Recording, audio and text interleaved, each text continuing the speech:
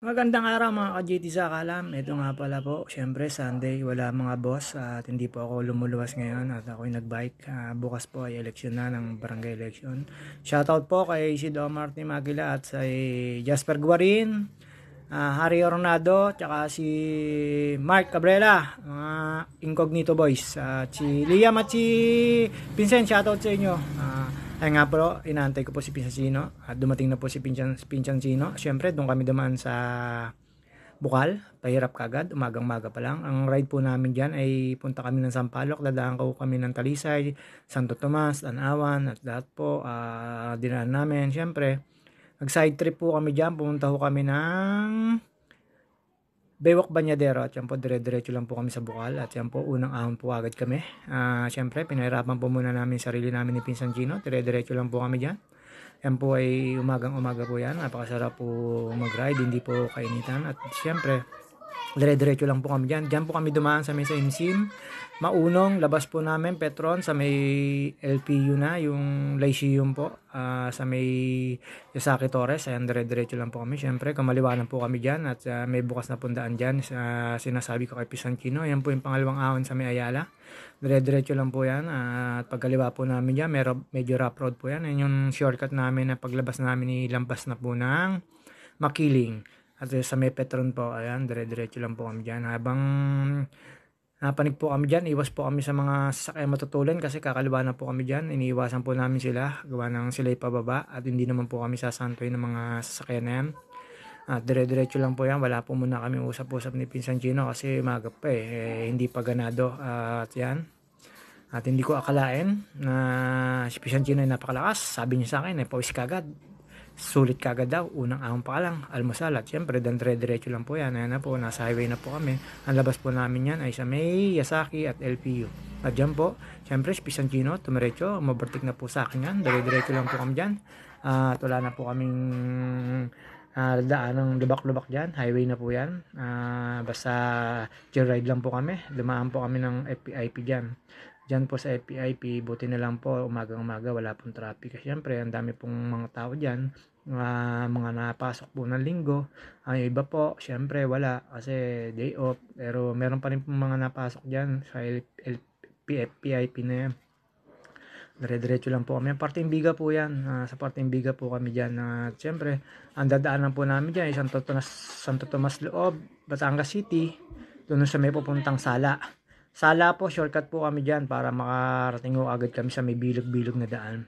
Sala po ang exit namin dyan para mabilis po kami makapunta sa may pupuntahan namin. At ride po namin ay papuntang Sampaloc Lake. At ayan po yung sinasabi ko sa inyong highway po ng Santo Tomas. At ayan yung sinasabi ko, kakanan kami dyan ni Pinsan Chino. At ayan po sinasabi kong shortcut. Dire-diretso lang po kami dyan. Ayan, Highway Santo Tomas po yan. Tapos Bayan Santo Tomas. Sa Bayan Santo Tomas po kami dumaan. Tapos after po nyan, sa may poblasyon, kakanan po kami dyan ni Pinsan Chino para ang daan na po namin dyan. Sala, Tanawan City. At susunod po doon ay bilog-bilog. Yung sa may total. Dire-diretso lang po kami dyan. Ayaw po magpapigil ni Pinsan Chino sa lakas. Sa lakas po ni Pinsan Chino, mamaya po magkakaiwalay na kami dyan. Yung pala, naplat po siya. Pero lakas po ni Pinsan Chino. Siyempre, di mamaring di po magpapakita ang bida. Andiyan na po kami sa Barangay Sala, Tanawan City. Ayan po yung sinasabi ko po sa inyo. Ayan, dire-diretso lang po kami dyan. Siyempre, wala pa pong ahon. Malamig pa po. Wala pa po kaming stress na init. Mamaya po, pagkalampas po namin dyan sa bilog-bilog, yung parting papuntang Talisay na po, medyo makakaramdam na po kami ng init dyan. Pero dyan, wala pa po. Dadaan pa po kami dyan ng papuntang sinasabi ko sa inyong Baywalk, Banyadero. At dyan po, syempre, kakanan po kayo dyan para makapunta po kayo sa sinasabi naming papuntang Sampaloc Road, papuntang Talisay. At tinantay po ako ni Pinsan Chino. Syempre, sabi ko sa kanan. Ayan. Unti-unti na kaming kumanan. At yan po yung National Road. Ang labas po niyan ay papuntang bilog-bilog. Yung sa may total po. Dire-diretso lang po tayo dyan. Yan na po yung highway. Hindi na po kayo maliligaw dyan. Dire-diretso lang po yan. Siyempre, ayan po yung sinasabi sa inyong bilog-bilog. Dyan po, medyo lusong po yan. Napakahaba ng lusong. Lusongin po namin yan yung Pinsan Chino. Dyan po siyempre, nag-aalalay po kami habang kinukunan ko po ng camera. At hindi po ako, siyempre, di mapakali, lalo't ang tulin-tulin, kaya hawak-hawak po preno dyan. Siyempre, ang bida po, hindi magpapakita. At yan po, sa kahaba ng lusong na yan, tanaw na po dyan yung Taal Lake at Taal Volcano. Ayan po, hindi lang humasum kasi syempre po natatakot po ako dyan kasi palusong po yan. At dyan po syempre, ang sinasabi ko kay Pisancino, daan tayo ng Baywalk Banyadero. At sabi niya sa akin, napaganda pala doon. At syempre, tambay-tambay po muna kami dyan para hindi ko kami mahirapan. Mamaya pag-ahon, ayun na po yung sinasabi sa inyo, kumaliwa na po kami sa National Road, tapos ng Banyadero Baywalk. At yan po, syempre, papakita po bida at si Pisancino. Sabi po sa akin ni Pisancino, ang ganda-ganda pala dito. Sabi ko sa kanya, susunod, yayain natin si Kuya Mike dyan. Sabi niyo naman, sige, kayang-kaya ni Kuya Mike, walang ahon. Di kami nag-ahon dyan, wala kaming kahon-ahon dyan. Ang inahon lang namin dyan, kasi nag-shortcut kami doon sa may Ayala. At syempre po, ayan, pagkarating po namin dyan, tambay-tambay lang po kami dyan. Pisancino. Sabi niya, dito tayo sa kanan kasi walang tao. Kaya sundo ko sa kanya sa kanan.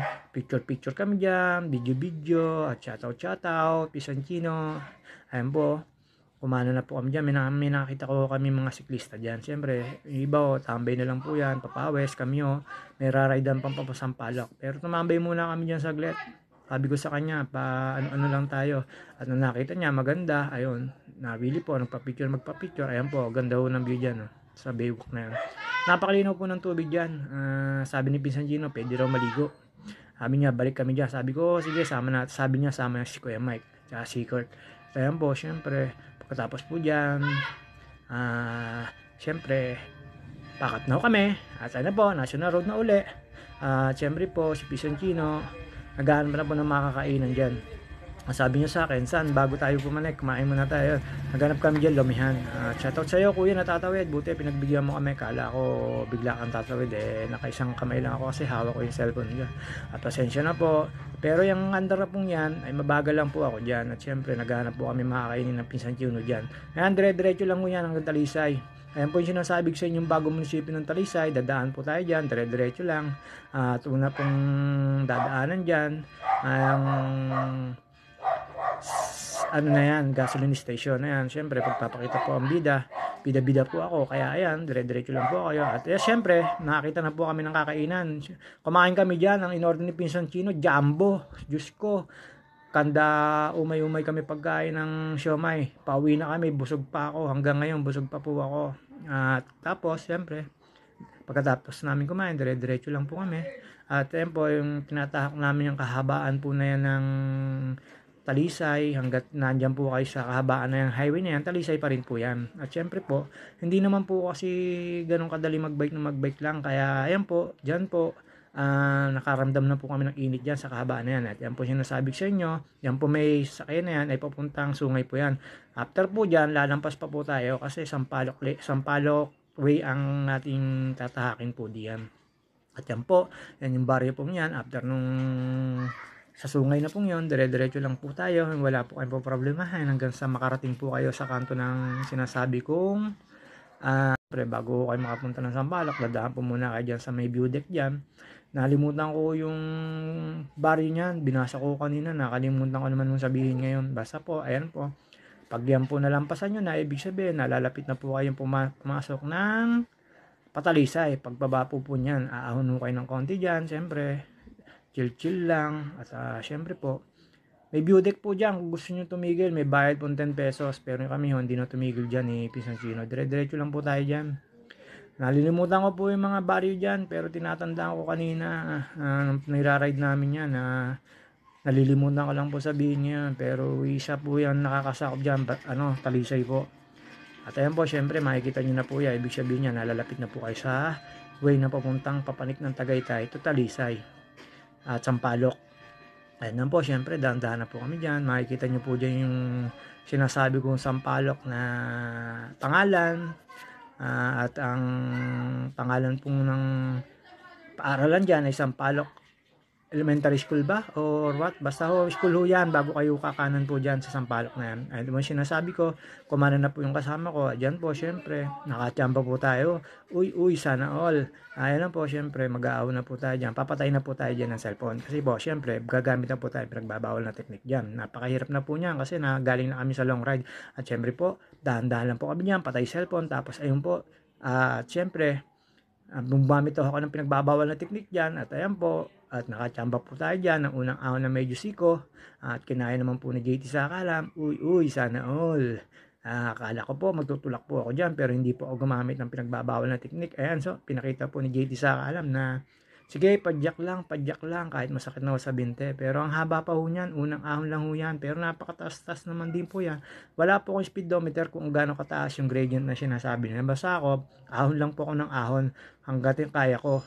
Kung kaya ko bumaba sa bike, yun po ginagawa ko. Eh, syempre po, di maaaring di magpapakita bida kahit pagod na. Basta bike lang po ako ng bike dyan. Hindi ko po tinitigilan pumidal kahit masakit na. At dyan po, sa pag-ahon po namin dyan, ay medyo mainit na mga ka-JT sa kalam. At syempre, tis-tis lang po. Ginusto namin ho yan eh. Kaya yan, dire-diretso lang kami. Magkasama pa kami ni Pinsan Chino dyan. At yan, makikita nyo po yan. Syempre, napakaganda na yan. Ayun po yung papanikin nyo. Ibabaw na yan. Doon po kayo dadaan. At syempre, shoutout sa iyo, Doggy. Buti na lang tumabi. Kala ko, gigitna pa. Kala ko, habulin ako. Ay, at pagkatapos po niyang ahon na yun. At syempre, yan, medyo patag-patag na paahon. Pero napakaganit. At yan, syempre, papakita naman ng bida. Ay, yabang-yabang. Ayan po. Pangalawang ahon no, syempre po, uy, sana all, JT sa kalam, kinakaya, kahit hingal na. Ayan yun po, syempre, shoutout po sa inyo dyan, sa mga galing sa Sampaloc na pababa. Munting na po akong mag-ano dyan, kasi ang tuloy nun na nakabike na road bike, muntik mag-overshoot papunta sa akin. Buti na lang ako, nasigawan niya ako. Nasigawan ko pala siya, joke lang po. Nasigawan ko po siya kaya medyo nagulit siya. Ayan po, syempre, dyan na po nangyari yung sinasabi ko sa inyo na muntik na mag-overshoot. Ayan po, nakalampas na po ako sa nag-overshoot at muntik ko na po mabitawan yung cellphone dyan kasi medyo pataso dyan na hindi ako nakapagkambyo. Ayun po, dire-diretso lang po tayo dyan. Dyan nakakaramdam na po ako ng pamimitig ng binte. Tis-tis lang po. Pinipilit ko pong kayanin. At dyan po, naiwan ko na po si Pinsan Chino. Si Pinsan Chino po ay nasa likod lang yan. Pero hindi ko akalain na after ma-aahon namin dyan, ako konti na lang yung aahonin. Naplatan pa po siya. Kaya inantay ko po siya. Nagpangitan na lang kami sa vulcanizing. Shoutout Pinsan Chino. Nakapagpagawa rin tayo doon sa may app na ng Tagaytay. Doon na po siya nadala ng tricycle.